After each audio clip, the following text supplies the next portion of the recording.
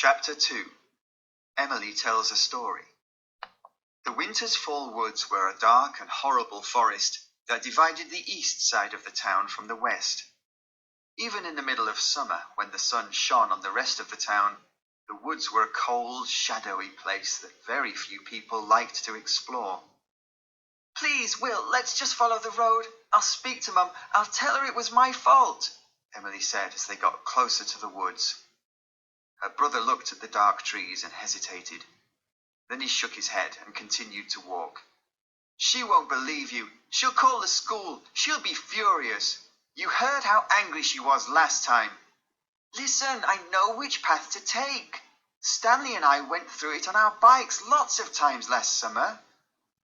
"Do you even know the story, Will?" Emily shouted, grabbing her brother's bag and making him stop. "Because I do. My friend Sally told me." Will shook his head again, but didn't move.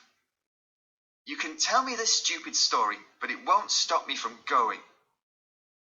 Emily moved to a broken tree at the side of the road and sat down on it.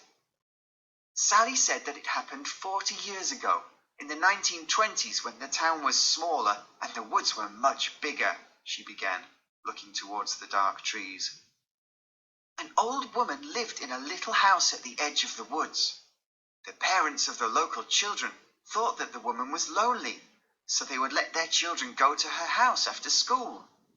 They would play a game with her in the woods. The children would run and hide, and the old woman would search for them. But while she searched, the old woman would whistle a slow and horrible melody to let them know she was coming." Will smiled and sat down next to his sister. "I told you it was a stupid story." "Just listen, Will," said Emily. "Sally said that the children of the town and the old lady played this game for years, always returning from the woods before it was dark. Then one evening, on a cold, grey day, the children and the old woman didn't come back. The parents searched the woods all night, but they found nothing. Nothing!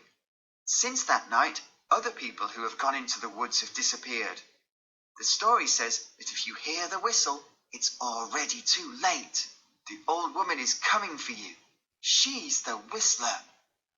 Will laughed. "Emily, this is 1963. Even if there really was a horrible old lady back then, she'd have died years ago. Yeah, the woods are dark and spooky, but that's it. I've been in there lots of times. Did I disappear? Did Stanley? No. This is real life, Emily. It's not a fairy tale." Emily watched Will stand up. "Do you really know which way to go?" she asked. "Yes, come on. There's still enough light." He took hold of his sister and walked with her in the direction of the woods. "Promise?" Emily said as they walked together between the dark trees. "Promise that you won't leave me." Before Will could reply, there was a sound of thunder from the dark clouds above them. "I promise," he said, and the rain began to fall.